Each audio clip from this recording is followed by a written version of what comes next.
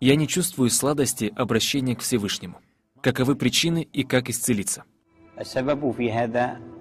Причина этого — отвлеченность сердца от Всевышнего. Это означает, что человек не ощущает величия Аллаха. Беспечность, гафлят. Это отсутствие ощущения того, что Всевышний смотрит на тебя. Небрежность по отношению к Всевышнему. Эта беспечность рождает черствость сердца. Особенно, когда беспечности сопутствуют низменные страсти. Когда отсутствуют искренние намерения и когда человек не осознает благо, исходящее от религии. Когда человек не использует мирские блага для религии и вечной жизни. Когда человек понял, что его сердце стало черствым, ему следует искать убежище в поминании Аллаха, всецело обратиться к Всевышнему.